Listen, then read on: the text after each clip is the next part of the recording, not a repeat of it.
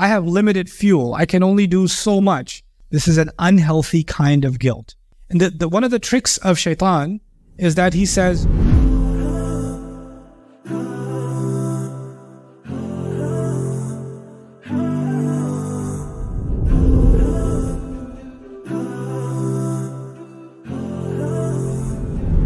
okay,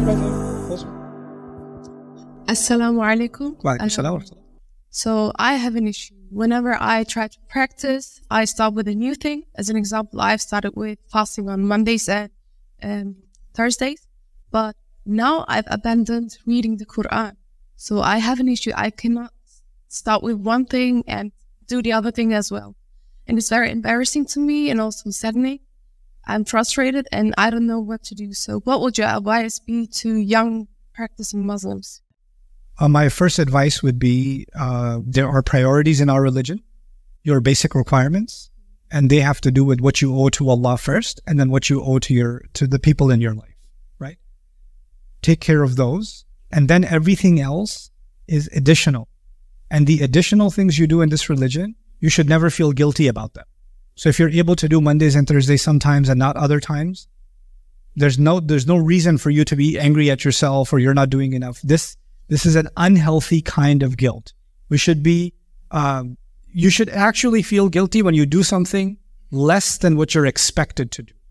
But you shouldn't feel guilty for not doing something extra that you weren't demanded to do.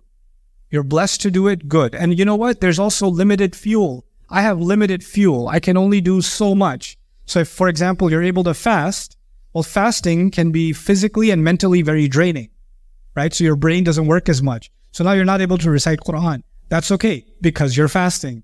And then other days you're not fasting and you're able to recite some more Quran. And that's okay because Allah didn't create you a Terminator. He created you a human. So you have limited reserves and you can do limited good things, right? And one of the tricks of shaitan is that he says, you're not doing enough good. So you want to do too much good. And then when you do too much good, you get exhausted and completely depleted.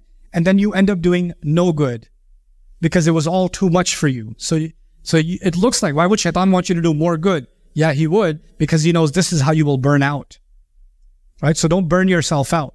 خَيْرُ الْأُمُورِ أَدْوَمُهَا وَإِنْ قَلَّ. The best deeds are the ones that are constant, even if they are little, right? So take it easy on yourselves a little bit and do fulfill your fara'id. I hope you guys enjoyed that video clip. My team and I have been working tirelessly to try to create as many resources for Muslims to give them first steps in understanding the Quran all the way to the point where they can have a deep, profound understanding of the Quran. We are students of the Quran ourselves, and we want you to be students of the Quran alongside us. Join us for this journey on bayyinatv.com, where thousands of hours of work have already been put in. And don't be intimidated, it's step by step by step, so you can make learning the Quran a part of your lifestyle. There's lots of stuff available on YouTube, but it's all over the place. If you want an organized approach to studying the Quran beginning to end for yourself, your kids, your family, and even among peers, that would be the way to go. Sign up for bayyinatv.com.